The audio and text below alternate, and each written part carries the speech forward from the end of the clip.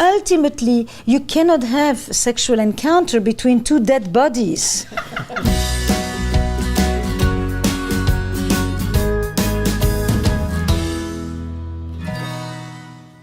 So what are some of the biggest barriers to sexual intimacy for couples? Well, for me, there are really a couple of them, and one of the biggest problems is they couples take sex and kind of stick it over here by itself, and they don't recognize it as just one piece of a bigger intimacy puzzle. That it's not just sexual intimacy, it's emotional intimacy, it's intellectual intimacy, it's intimacy outside of the bedroom, not just inside of the bedroom. And one of the pieces that really plays into that is whether or not couples are making and taking the time that real intimacy takes, and also have you dealt with any anger and resentment that can poison and pollute the relationship. Well, that's great. So we're talking once again about communication. Well, communication is a huge piece, but a lot of it is time, and we're so busy with all these things that sex kind of just becomes part of the to-do list, and it's something that can be counted. This is one of the things that I've run into with many of the male clients that I have.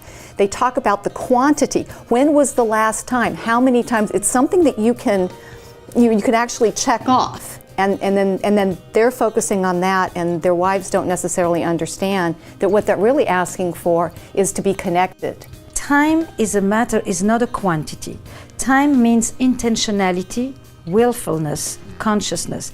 Committed sex is premeditated sex. If you want this thing that people call the myth of spontaneity, that it's just gonna kind of fall from the heaven like a deus ex machina while you're folding the laundry, ain't gonna happen. Whatever is just gonna happen already has. You make it happen. And that means that you begin to think about sexuality not as something you do, that you count, that you can check off your list, but as a place you go, inside yourself and with another. What is sexual intimacy? It's the expression of deeper and personal and intimate parts of us through the language of sex. I like what you said in terms of the quality of the relationship and the quality of time together and how we use time. Because if we think about it in terms of quality, then we're nurturing each other. We're nurturing our experience together. And in that nurturing of experience, we are kind of building up a desire to want to be together and to want to be closer.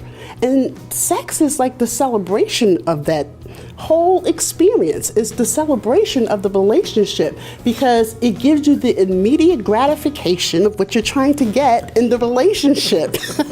And so therefore, if you can just imagine when you're at the orgasmic peak of a sexual experience, the relationship can have that same kind of quality, that same kind of excitement, that same kind of thrill, but it's something that you work on.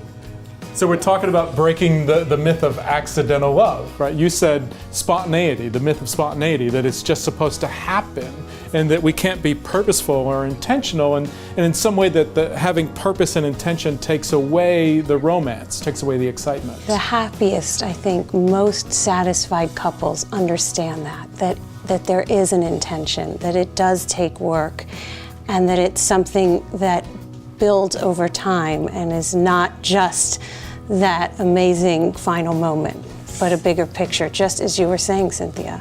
People are constantly talking about what turns me on and what turns me off. But if you turn it around, and I do this courtesy of Gina Ogden, I turn myself off when? And I turn myself on when or by. And I take responsibility for my desires. You will see that people will just turn themselves off because they don't take time for themselves. They haven't seen their friends. They haven't been in nature. They haven't danced or listened to music or gone to the movie or done the things that make them feel alive. Ultimately, you cannot have sexual encounter between two dead bodies, or two deadened people.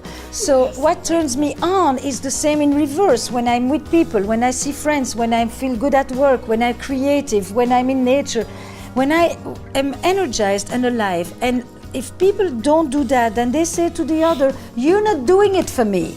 You're just not turning me on. Well, excuse me. And they can do all kinds of things, but if there's nobody there at the reception desk, Ain't gonna happen. So what we're talking about is really taking responsibility for your own sexuality, your own interest in relationship, and not really relying on your partner to read your mind and know how to turn you on all the time.